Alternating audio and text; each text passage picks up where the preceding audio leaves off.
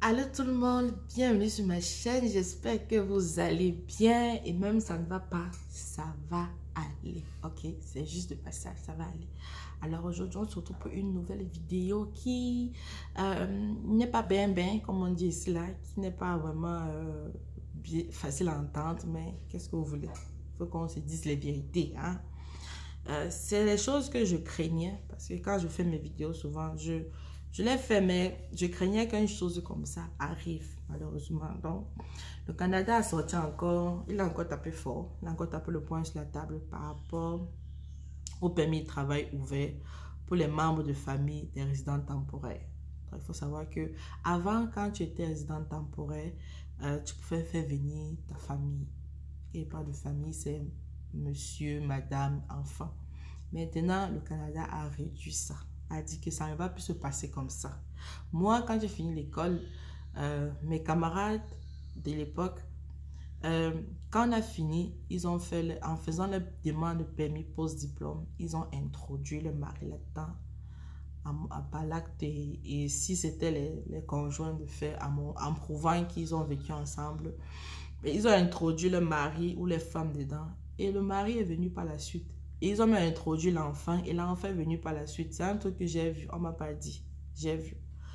Mais maintenant, ce n'est plus possible, ok? Il faut savoir que le Canada a dit que ça va plus se passer comme ça. Maintenant, on va essayer de tamiser un tout petit peu.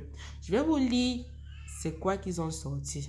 Ils disent changement apporté au permis de travail ouvert pour les membres de famille des résidents temporaires. Donc là, on est vraiment, on parle des résidents temporaires. Quand on parle des résidents temporaires, on parle des... Bon, ici, là, ça parle plus des étudiants et des travailleurs. Qu'est-ce qu'ils disent? Ils disent qu'à compter du 21 janvier 2025, les permis de travail ouverts seront limités aux conjoints d'étudiants étrangers qui sont inscrits soit. Donc, si ton mari ou ta femme n'est pas inscrit dans ce programme, il ne peut pas te faire venir. Ok? Il faut qu'on soit clair.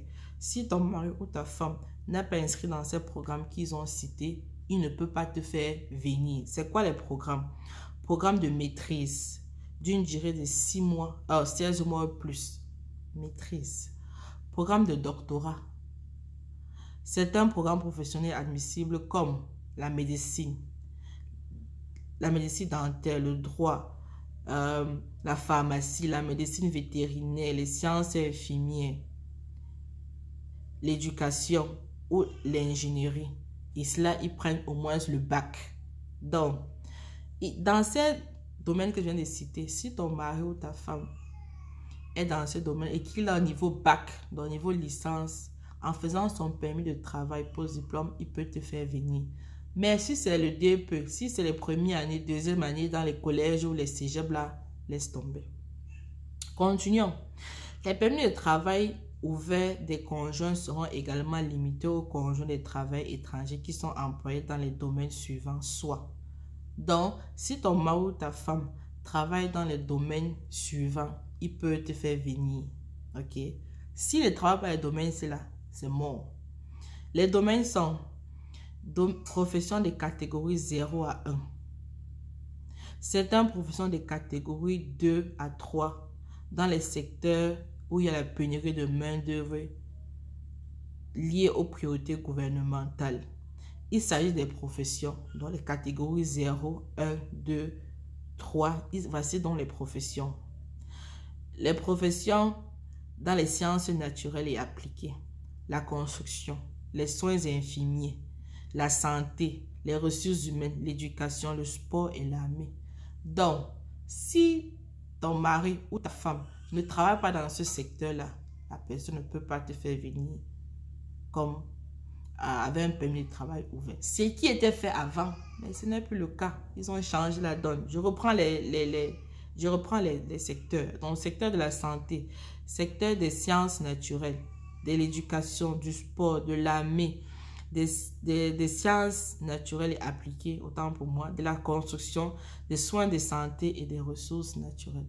Non, si ton mari ou ta femme n'est pas dedans, ne peuvent pas te faire venir. Cependant, ils disent que la liste complète sera disponible le 21 janvier. Donc, ils peuvent compléter cette liste le 21 janvier. Ok, donc on peut aller même peut-être dans d'autres secteurs. Peut-être le secteur de la restauration, peut-être le secteur de l'hôtellerie, le secteur... On ne sait jamais. Comme ça va élargir le champ. Maintenant, le travail principal doit avoir un permis de travail d'une durée résiduelle d'au moins 16 mois. Donc, si par exemple, je suis dans le secteur de la santé, il faut que si je veux faire venir mon mari ou ma femme, il faut que sur mon permis de travail, il y a encore au moins 16 mois. Donc, quand je fais la demande de mon mari, j'ai encore 16 mois sur mon permis. Si je fais la demande de mon mari, il me reste 12 mois. Ça ne fonctionne pas. Si je fais la demande de mon mari, il me reste 10 mois. Ça ne fonctionne pas. Donc, il faut qu'il y ait encore 16 mois. Bon, il peut y avoir 16 mois et plus. Hein? 16, 17, 18, c'est bon. Ok. Et malheureusement, les enfants en charge de travail temporaire ne seront plus admissibles. Ça, c'est ce qui me chauffe le cœur. Parce que je sais que quand on voyage, on a toujours envie de faire venir ses enfants. Mais malheureusement, les enfants ne seront plus admissibles. Que tu respectes même tout ça. Donc, que tu respectes tout, ton enfant ne peut pas venir. Si je peux faire un commentaire là-dessus, je dirais que le Canada veut vraiment réduire le seuil d'immigration. Okay? Il veut réduire. Parce que ça va faire que beaucoup de gens ne pourront plus faire venir les conjoints. C'est mort. Beaucoup de gens ne pourront plus faire venir les conjoints, ne pourront plus faire venir les enfants. Donc, ça fait que si on expectait peut-être qu'il y a 10 résidents temporaires qui sont mariés, c'est sûr qu'ils allaient faire venir leurs conjoints. On allait encore avoir 9 ou 10 personnes qui allaient arriver. Mais avec cette loi-là, beaucoup de personnes ne vont pas pouvoir faire venir leur mari ou les femmes. C'est dommage. Et surtout, ne pourront pas faire venir les enfants. Ça fait mal, vraiment mal. Et on sait que le Canada est assez cher, comme tous les autres pays. Le coût de vie est cher. Donc, en faisant venir ton femme ou ton mari, ça t'aidait vraiment avec les charges. Mais maintenant, tu ne peux plus le faire venir. C'est compliqué. C'est compliqué. Le Canada ressort, il resserre vraiment les taux d'immigration parce que selon eux, il y a le travail, le logement. Ce sont des secteurs qu'ils veulent vraiment essayer de contrôler parce que c'est sûr que dernièrement, le travail est devenu difficile au Canada, il faut se le dire. Et les logements aussi sont devenus très chers. Donc, ce n'est pas tout le monde qui peut se prendre un logement abordable et un logement quand même décent.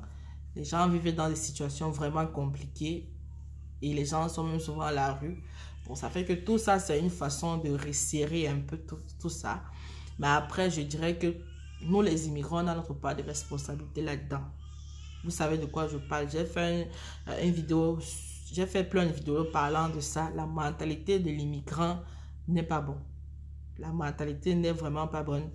Donc, du coup, puisqu'il ne peut pas nous dire rentrer, il commence à resserrer à ce niveau-là. Ça fait que aujourd'hui, c'est les étudiants et les travailleurs. Demain, ça peut être les réfugiés. Parce que beaucoup de gens vont pouvoir partir vers les réfugiés. Il faut savoir que même les réfugiés, même là-bas, ce n'est pas facile.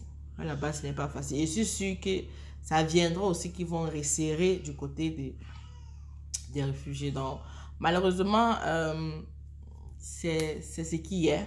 On va prendre ça comme ça et qu'est-ce qu'on veut? Moi, j'ai toujours dit aux immigrants qui arrivent, quand tu arrives au Canada, essaie de faire tes affaires vite. Vite! Sécurise ta résidence et après continue les études jusqu'au bac, jusqu'à la maîtrise ou au doctorat. Même après le doctorat, tu peux faire tout ce que tu veux. Mais sécuriser, parce que la loi d'aujourd'hui peut changer demain. La loi de demain peut changer pour aujourd'hui. Je vais dire, rien n'est certain au Canada. Rien n'est acquis. Tout bascule. Tu te lèves un matin, on te sort une loi. Tu lèves, c'est compliqué. Donc, viens au Canada, ne perds pas le temps. Va vraiment straight. Vas-y sans perdre ton temps. Parce que le temps là, tu ne sais pas de quoi demain sera fait. Ok, malheureusement, c'est ça que je voulais partager avec vous. Je sais que ce n'est pas une bonne nouvelle, mais qu'est-ce qu'on peut faire? On ne peut rien faire contre ça. De toutes les façons, vous me laissez vos commentaires en commentaire et avec plaisir, je vais vous répondre. Ciao, bye bye.